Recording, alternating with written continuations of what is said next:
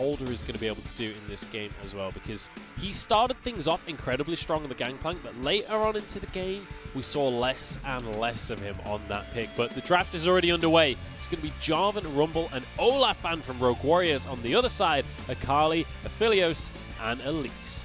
So if I'm on Estars here with the Misfortune locked in for Rogue Warriors, I start to drift towards the likes of that. Gragas worked very well in just trying to control how long you get that bullet time up, but there's a couple of the power picks that are still available. Kiana was going to be one that I mentioned. Pantheon was another one that has been left open. So I'll be curious to see what they want to try and prioritize. We're seeing the Kiana and also that Renekton. So going to be looking for the Kiana to be that big team fight engage with the Supreme Display talent.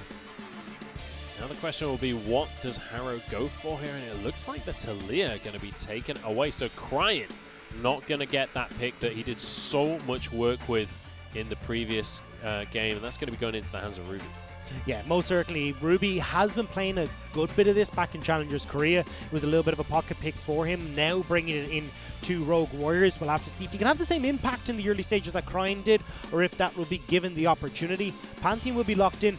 Not convinced by this Senna pick on the opposite side. Misfortune kind of seen as a bit of a counter pick to Senna because you can shove her in very effectively. Senna doesn't have the greatest wave clear and doesn't do amazingly to farm underneath the tower because of how long her auto attack animation is, but you know what? Wink is comfortable enough. He says, give me the Senna.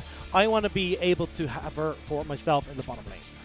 Yeah, we saw some Senna coming out yesterday as well. A lot lower presence in the draft than I was expecting coming on into this week of gameplay, but we are going to see it coming through here for Estars, and now a Quinn ban going to be starting off the second round of bans. Yeah, Quinn's a curious one. It is one that has started to pop up a little bit more, and a direct counter to the Renekton as well. So I think this is just a case of we do not want to deal with it.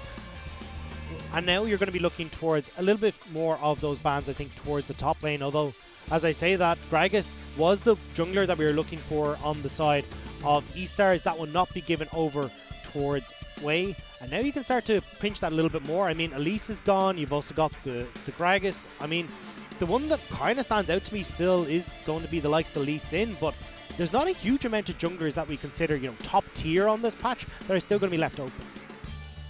We'll have to see what's going to come on through here. I am a little bit surprised to see junglers being banned away with the Kiana locked in, but I guess still flexible. You could send that towards the mid lane. But realistically, I feel like that's likely going towards the jungle. Yeah, you'd imagine so, but I think it was more, again, as you're saying, just in case it was a flex, just make sure we don't have the Gragas coming in against the Misfortune. Now we've got Estars going to be locking up. I imagine it's going to be their... it doesn't really matter here. I think they would have preferred to go towards something a little bit more aggressive in the bottom lane, but the Tahm Kench does pair quite well with the Senna. Makes it nigh on impossible for you to try and make plays in that bottom lane, because between the Curse of the Black Mist, between Tahm Kench's nom-noms, you're not going to be able to get into the bottom lane to try and pick up the kills. Yeah, Tahm Kench going to be keeping Wink alive there and ruining my day. Personally, can't stand the champion, but you know what? I'm not the one drafting right here. It's going to be Thresh to answer that down in the bottom lane, and then Holder will be given the Ornn to power up the rest of the team. I thought we might see the Ornn come in once we saw the Braum ban. Yes, Braum, very high priority on this patch, but I mean, you still have the likes of the Leona still up, the Nautilus was there as well, but if Braum is going to be banned away, Ornn becomes a very high priority.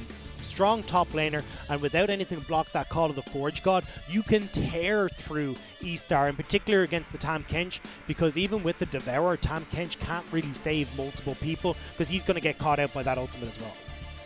He certainly will. Well, we have our final compositions locked in here.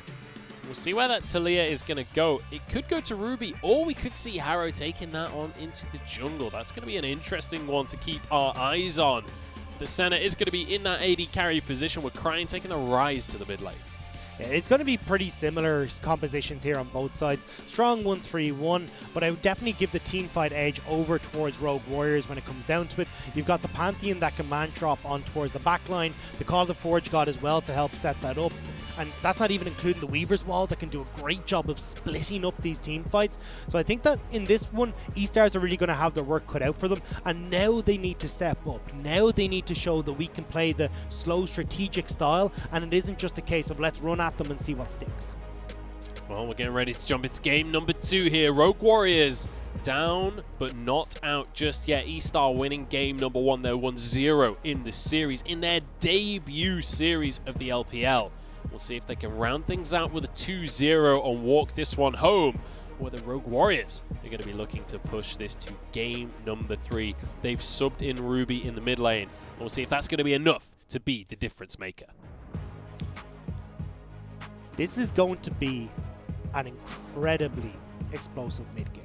I'm looking at, you've got the Misfortune there, you've got Pantheon, you've got Senna, you've got all these champions that hit hard the second we come towards that mid-game, including the Rise as well that's going over towards Crying in the mid lane.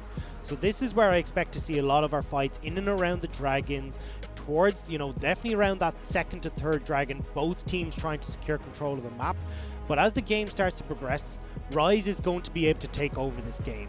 Just scales so much better than Pantheon, than the likes of your Talia or the Misfortune. So really this is now taking the burden of carry from Wink and giving it to Crying.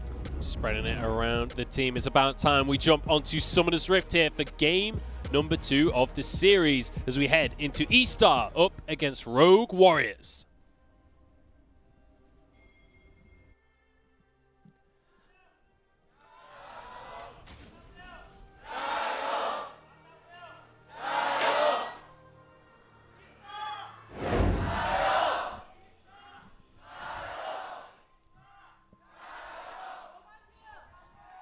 That's a much stronger chant than we heard at game number 1 for Estars. So it might be a few fans turning the direction of the new team, eh? Yeah, well, they're new kids on the block, and so far they've shown that they know how to throw a punch right here. They've got one game in their pockets already. You can see here a graphic that, I'm not going to lie, I can't read Chinese. I'm not 100% sure Really? what that means. I thought with how good you were pronouncing all the names that, reading Chinese was just going to be second nature to you. Yeah, well, I know I can throw up a good show, but I'm not sure about the actual thing. Here we go. As you can take a look at some of the keystones that these guys are going to be bringing to the table. Tom Kench going with the Unsealed Spellbook there. We might see some crazy smite shenanigans, things like that coming out from that keystone, but other than that, relatively standard across the board here. Yeah, nothing too crazy going to be coming in. And when we look towards those jungle routes as well, it looks like both of them are going to be starting on the bottom side of the map. Haru going to be looking for what seems like a full clear since he has gone to his Krugs. If you really want to in the new season, what you can do is what looks like Wei is going to be going for instead, which is blue into Gromp over towards clearing your red to hit that quick level 3 and try and go for a gank. But not going to be so much the case for Harrow. You want to try and go for a full clear of at least one side of your jungles to try and make a play first, but I don't really think he's going to be looking for that in the early stages of the game, just trying to hit that level 6 as quickly as possible. Yeah, for sure. And I'm really excited to see what Harrow can bring out on this Talia pick. We know him as a jungler that likes to go for the invades, likes to try and force that style, but Talia, I don't know. I mean, is Talia an invading kind of jungler? I'm not enough of an expert on the jungle picks to know. Yeah, she can do pretty well in an invade because, of course, you can get in quite quickly with the passive that you're seeing at the moment. She also clears out those camps very quickly, but this is where Wuji and Lei have actually let the wave push in so they can go for a gank. Here we go. Wink going to be the target first off on this center. Seismic Shove not going to be available. Yes, it is. There it is. The Devour pulls him out of it. The one more auto is not there. And Wink walks away. That was so well played by Xiaoxi. Flashing into the way of that seismic toss coming through from Harrow meant that the damage couldn't land onto Wink, and also getting the Devour at the perfect time to stop the knockback. I wish Estars had seen that coming though. We already talked about the push potential that can come through from Zhang Wuxi on this MF, but I'm going to hold on maybe. We're seeing Wei, no. But Wuxi was letting them push in so they could try and make that gank. Ruby's being aggressive here. Crying could be in serious trouble. Aegis Assault going to force out the flash there from Crying. So Flash is burnt in the mid lane, Flash is burnt on the bottom side of the map, and Rogue Warriors are looking like a very different beast as it comes into this early game. I want to see how Ruby and Harrow can try and turn this into something though. They have control in the mid, Although, bottom lane. Oh, here we go. That's going to be a root locked on in. Wuji is going to go. Oh, no, the lantern comes out. Lei comes to the rescue, and Wuji somehow survives. Supports are MVP in this game so far. This is AD carries going that little bit too far forward, and both Lei and Chelsea saying, fine, I suppose I'll get you this time. Mate, I'd already written that one off. I saw Wuji walking away from the tower, and I was like, he's given up, I've given up. And then Lei comes in from the side with the lantern, saves the day. What a beautiful play coming out from that team. Yeah, but that will mean that there are summoners galore burnt on that bottom lane. Nobody has theirs available on either side. So when you start to look towards Ruby, who's going to be hitting level 6 fairly soon, you're also looking at Crying, who'll have the Realm Warp available. This bottom lane got a whole lot more dangerous for both of these teams. Yeah, it really did. And it's literally just going to be a cleanse on Tahm Kench from the Unsealed Spellbook. So we'll see if he's going to be able to use that effectively in a follow-up fight, or whether or not these junglers are going to be looking towards that bottom side. We were saying that this could be a focus, and we were asking about, you know, this Misfortune versus Senna matchup. Typically, from what we've seen, Senna does struggle a little bit up against the Misfortune, but Tahm Kench could be the answer, protecting that AD carry. It's more the problem that I see with the Tahm Kench is that he doesn't offer much more on the wave clear, so Senna just ends up hurting even more in that scenario. But somebody who might be hurting is Ruby, who Wei is hovering in the wings. Might have spotted Harrow here. Harrow's found him. It's going to be a 1v1 between the junglers for now. Seismic Shove will knock him straight back onto the Unraveled Earth, but Ruby's coming on through. Wei has to flash. That's going to end the fight. So you can see Wei is trying to get control once again. Did play pretty heavily around this mid lane to start things off in the last game, now trying to do so once again for Crying, and I think this is where they're trying to even out the score. Get the flashes off of Ruby, because that man drop, the Grand Skyfall is available, and they definitely don't want that flash up and available if they are looking towards that bottom lane, because it means it's going to be lights out for Wink or Xiaoxi with the flash stun from the Pantheon. Xiaobai looking for a bit of a fight up in the top lane. Will proc his Conqueror there as well, but can't really go too aggressive just yet. So this Scuttler going to be taken away by Harrow. Wei looking like he wanted to try and contest for that one, but with Ruby moving down, he knows that's not something he can fight for. I want to take a quick second to look at vision control, though, because it really is heavily in favor of Rogue Warriors right now. And hang on. Crying could be in trouble here. Does not have his flash available, and Seismic Shove is on point right now. No, he doesn't get it, though. Wei somehow finishes that one up, and it's another kill going down. Realm Warp, can it save him? Yes, it can. Crying walks away. That was beautiful. Wei and Crying putting on a clinic there as to how to turn around a gank. How many people do we have to write off that aren't going to die in this game? Crying managing to somehow survive, and Wei comes to the rescue. He's rewarded with 2 kills, no less. On a Kiana, that is an amazing start. That is a fantastic start, and now gives the opportunity for Wei to start to have that influence around the rest of the map. We're going to see the replay here. This is actually a little bit on Ruby. Misses the Q from the Pantheon because of the Seismic Shove, which means they don't execute Crying, and then the return damage is enough. The flash there from Harrow was... leaves something to be desired, I think is the phrase, because he kind of flashed and didn't have anything to use at that point. But yeah, unfortunate 2v2 there for Rogue Warriors. That was one of the big questions we had. Are Ruby and Harrow going to be able to upgrade this team's 2v2? Not against the likes of Wei and Crying. Yeah, that was a little bit of missed synergy coming through there, and unfortunately going to cost them quite a bit. But we'll have to see how they can try and push this forward now, because you do have the Cloud Drake up and available. Would imagine that Crying and Wei are going to try and utilize the flashes that they've burnt onto Harrow to pick off this Talia and then try and make a play in the bottom side of the map. Speaking of the bottom side, Harrow already going to be here, trying to pull everyone back in. Bullet time going to keep Xiaoxi in. All of the damage. TP's going to be channeled as well. Xiaoxi will survive with the piercing light coming on through. Lei getting incredibly low, but healed up by his team. That's going to be a huge stun and a kill coming on through. This is the support for a top laner. Roots onto 2. Holder going to be the next target as Wei will get devoured. Xiaoxi knocked up though and will be dropped. Another 2 players go down, and it's 3 versus 3 now. Ruby is going to be rooted. Crying might just be able to follow up on this one, but the damage is in there. Oh, the shadow's there as a piercing dark, but not quite enough. Piercy Dark doesn't find the mark, but Estars are able to find the team fight victory in the bottom side of the map. Now with Wei still up and available for them, they can turn towards this dragon. Haru has no mana available, can't try to get in to turn this back in their favor. They are standing in the pink though, so maybe they want to try and do something. Here we go, Drake should go down though. It's going to be going the way of Estar once again, and Harrow going to try and punish them for this. Seismic Shove not quite going to find a target though. They won't be able to collapse onto anyone. That's going to be teleport wasted there for Ruby. Well, oh, actually, they're going to turn it around. Lei going to be the target as Estar forces the engage here. Cryan finds a kill. And no answer whatsoever for Rogue Warriors. They're starting to fall apart a little bit. I'm sorry, Munch. Did you want a break from play-by-play there? Because Estars are not letting the foot off the pedal. Now up to 5 kills. They've opened up a 2k gold lead for themselves as well. And this is looking very good for Estars. Particularly, my eyes are drifting towards Wei. 3-0 on this Qiyana. We can see how devastating Qiyana can be in and around these objective team fights, and already she's off to a great start.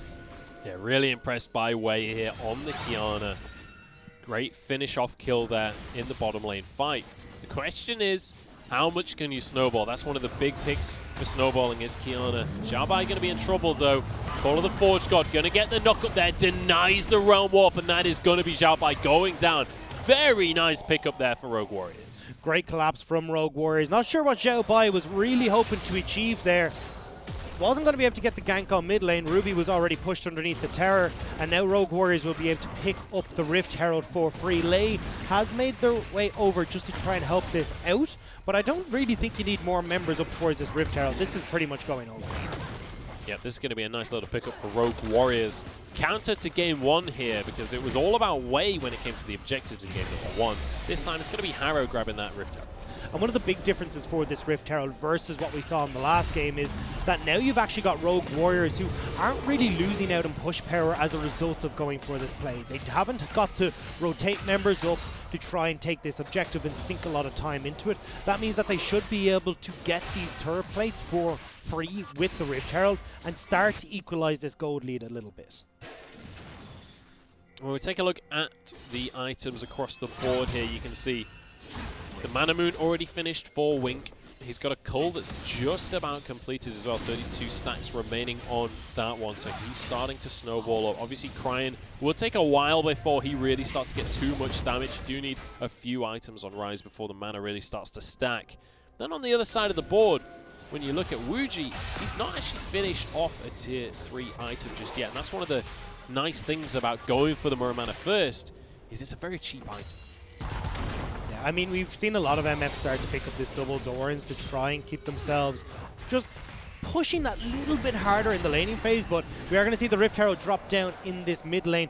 Nobody really here to defend it just yet, but there is Wei coming in on the wings. Yeah, good amount of damage. That's going to be 3 plates taken there as Herald does finally go down. Harrow trying to find a Seismic Shove there, but won't get it immediately. Wei, the target for Ruby, as that's a nice little hook onto Xiaoxi. Dawning Shadow doesn't quite connect to its target, and both teams disengage. Wei wasn't able to find the connection with the wall and the Supreme display of talent, and the stuns weren't coming through, and the follow-up wasn't there to take out Ruby. Now it's going to be Estars trying to see if they can get the counter push, but pings are going down towards this bottom lane. They have the inside track to try and get down there quickly and maybe answer for a few turret plates themselves. Now towards the bottom side for Wink, because he's going to be able to shove towards that bot lane tower. And the question for me is, Estars, are they going to start to put their foot down on the pedal once again? They were making some plays in the early game. They found this lead for themselves. But just like in game number 1, they've kind of slowed down again.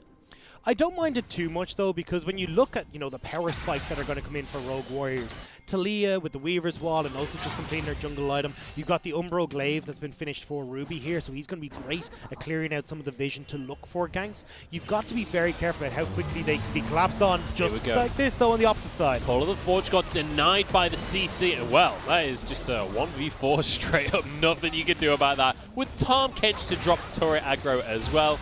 That's just a nice little play from Estars. They put their foot on the pedal. I'm happy.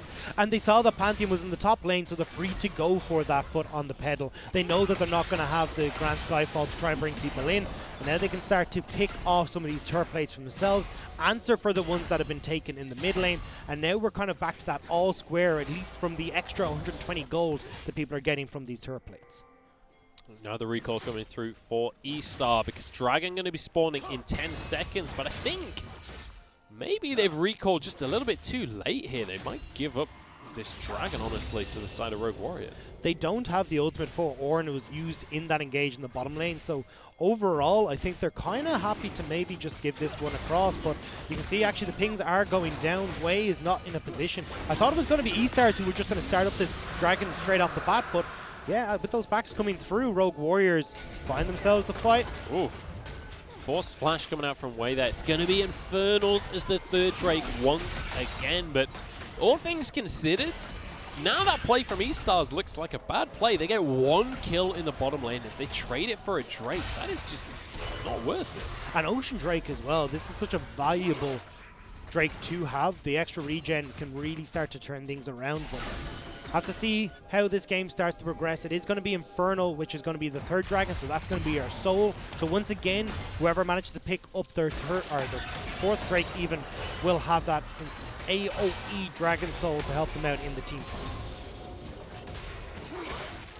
Well, when we take a look at the gold right now, 3,000 in favor of Estar. They're certainly doing work when it comes to winning out these skirmishes. And I mean, when you look at Wei, he's incredibly fed right now.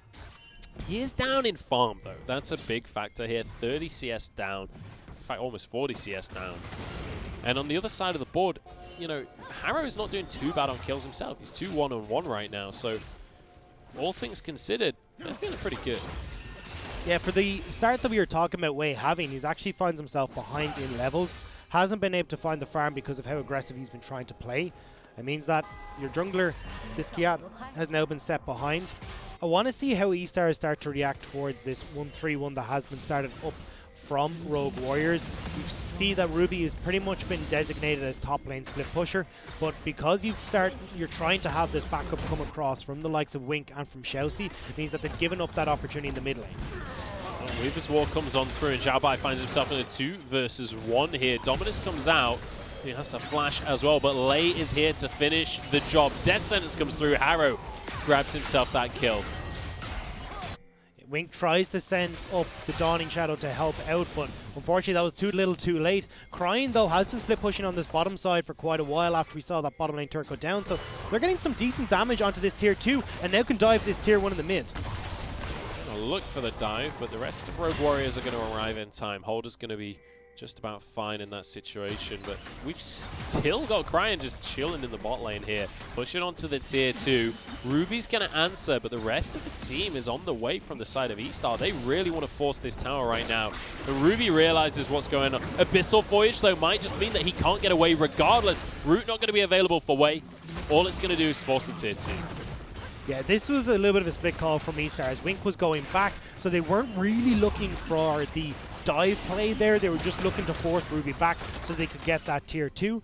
Not much is going to really come of this, though. The tier 2 means a little bit... Oh, hang on, actually, as I say that. Ruby stepped way too far forward. People hadn't recalled yet, but Grand Starfall is going to pull him to safety. What I was going to say was, if they were able to pick off Ruby, it might have been a different story, but because that tier 2 has gone down, they don't have the mid turret down or that top lane turret, you can't really get the pressure to start putting any sort of minions in towards the inhibitor turret in the bottom lane. So overall, Rogue Warriors, yes, they lose the turret, but when it comes to trying to keep control of this map, it's not going to be a huge difference. It's really going to be when Estars get in behind this mid turret and are able to clear that one out, that then it becomes a thorn in the side of Rogue Warriors. Holder just going to be running around the map here, collecting these minion waves. He's on sweep up duty for now. The Estar's looking good in this game. It's 1 dragon apiece. The next one going to be spawning in 1 minute. But Estars, they've got a gold lead. They're even in turrets right now. And when it comes to scaling as well, I have to say I kind of favor Estars right now with the rise in the mid lane there, as well as Senna does incredibly strong in the lane. Oh, well, here we go. We've got a fight on our hands. Xiaoxi going to be able to pull Wink to safety and actually flashes away with his own life as well.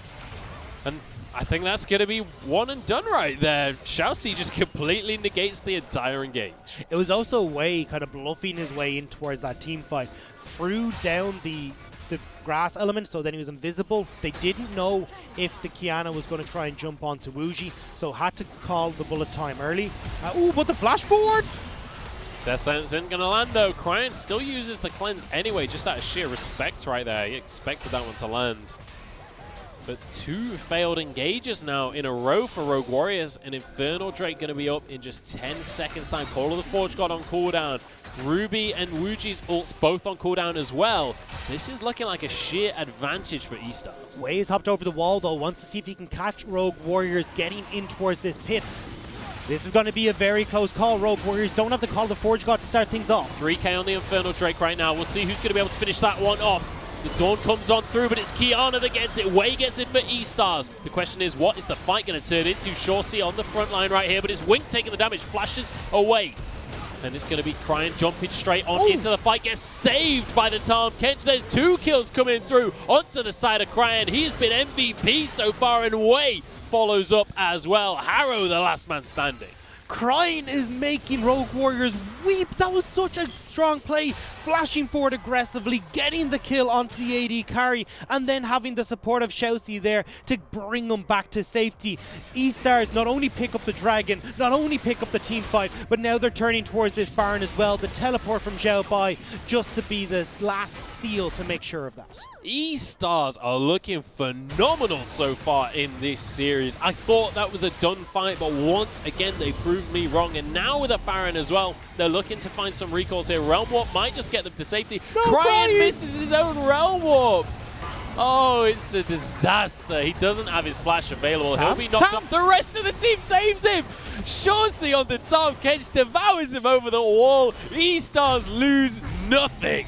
I've given up on trying to call when Estars are going to die, because how many times are they going to have Xiaoxi come in and just about save them? This has been a very different story for Xiaoxi on the Tahm Kench. Not having something like the Leona where they're being the engaged tool means that Xiaoxi's actually been so good in sitting back and just plain protect the carries. It's something that he did quite well in LMS, and now we're seeing it in the LPL as well. All right, let's take another look at this, because I have no idea how Estars won this fight. So the big factor for this one is just how many people Wei hit with that stun. It meant that there was a good amount of damage that went on towards the back line, and this is just Cryan consistently getting AoE damage across everyone with that spell flux, and Wei once again just being a nuisance on the back line, making sure that Rogue Warriors can't try and turn that around for fear of being aggressed upon from the flank. And Shorty on this Tahm Kench has been instrumental to every single play Estars have made so far this game. The Devours have been so clutch. We saw in that replay, Cryan jumps on forward, gets the damage down across, I think it was onto Wuji. Immediately, Shorty pulls him back, gets him to safety. Well, might be no safety here for Estars as they're being flashed on. Yeah, Ruby jumps on in. Shorty going to be the target for now. Dawning Shadow across the fight, but it's Kiana to take one so far. Lay the next target as Wuji has to run away with his life. Ruby on the back line, though, doing what he can. What he can isn't enough. As Holder now trying to escape with his life, but the Realm Warp will collapse onto him. He's got nowhere to go, and it's going to be the ace for Estar. And Estars now find themselves 8k gold up at 22.5 minutes in this game, coming in for their first time on the LPL stage. And game 1, little bit shaky. Game 2, I don't see any sort of place where Rogue Warriors try and fight their way back in. It feels like there are no cracks in the armor right now. This is stellar team fighting coming out from the likes of Estar. Almost a 10,000 gold lead for them as they just knock down turret after turret. They don't have any inhibitors yet. 30 seconds left on the Baron buff. That's the big question now. What can they do next? And this feels like everything that Rogue Warriors are trying to do is just not working out. They try to go for the big play. Wei comes over the wall, catches everyone by surprise, and the supreme display of talent means that there's nowhere for Rogue Warriors to run. And now you're looking at Cryan as well, who's really hit his stride. 507 has the Righteous Glory completed on the Rise as well. He is in prime position to take over this game. And we talked about it already. If this Rise starts to get rolling, there's no going back for Rogue Warriors. And this is the beauty of the center pick as well. You do a lot of damage as center, but most importantly, you offer a ton of utility, a ton of shielding and healing for the rest of your team. Oh, speaking of the damage that Lei almost finished off, that's bullet time forced out. That's like an O and a Q sets up an entire win.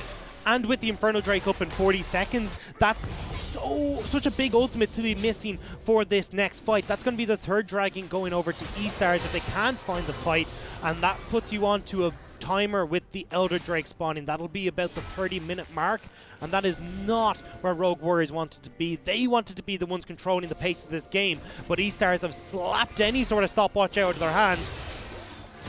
Ruby stepping forward aggressively, but Wei just going to throw a chunk of damage over the wall there. Xiaobai pushing up in this bottom lane, making sure that they have complete map control of the bottom side of the map for dragon spawning. Estars do have to be very careful pushing in these turrets though, because you've multiple ways for Rogue Warriors to come in on the flank. You've got the Grand Skyfall that can come through, you've got the Talia with the Weaver's Wall that can sneak in behind them.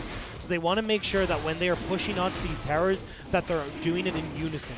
Otherwise, Rogue Warriors will have the opportunity to dive on them very quickly. But with the Infernal Drake going across again, Estars can take a breath. They don't have to start pushing on towards these towers just yet, because if they take it slow, wait for the likes of Baron to come back up, wait for the likes of this Elder Drake to spawn, then they can find the team fights where the utilization of these big mobility ultimates on Rogue Warrior's side just won't be enough. What a performance so far here from Estar.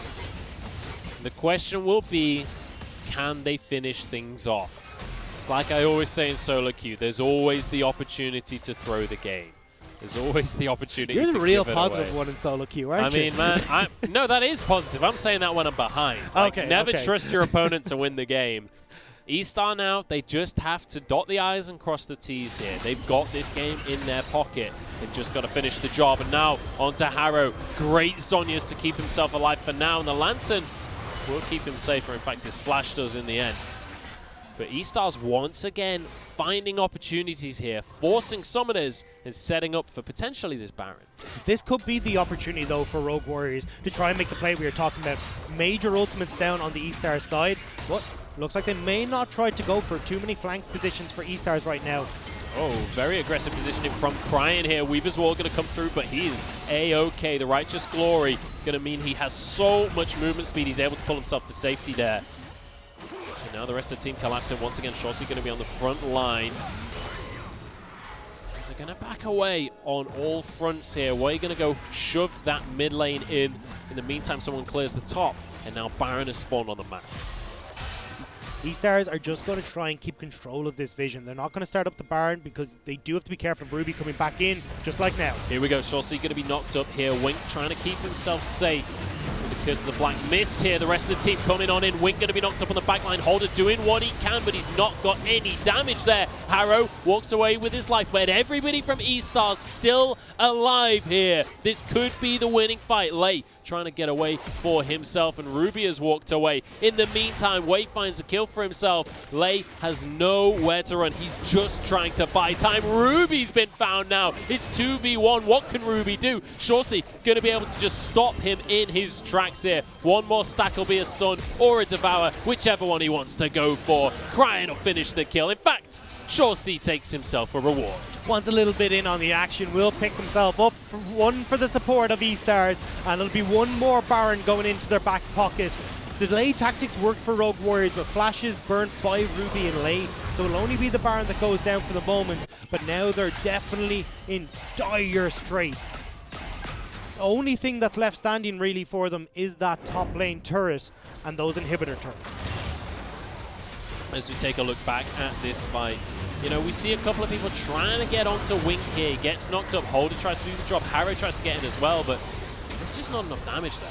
No, that's the big problem that we're seeing at the moment. They had the opportunity early game. We talked about how potent the likes of that Talia and the Pantheon using those semi-global ultimates to try and gank lanes, but Estars reacted so effectively to that first gank that they couldn't really do very much by the time the second round of ultimates was coming through, because Estars had already started to rotate around the map and not give Rogue Warriors the opportunity to try and use these ultimates. Well, the goal lead is ridiculous at this point. 28 minutes on the clock. 20 kills to 6. It's a huge gold lead, and it's a bunch of dragons, not to mention a Baron. The question is, what miracle plays do Rogue Warriors have up their sleeve here? They subbed in Ruby. What can he do on this Pantheon? Here we go. Team fight kicks off. Wei has been caught, and Harrow doing the damage, but Zhonya's keeps him alive. He finally goes down. Supreme display on Talon. Pretty much onto no one as Xiaobai's in the back line, but he goes down. No follow-up from the rest of the team. 3 members remain for Estars, and this could be the turnaround. 2 for 1 so far.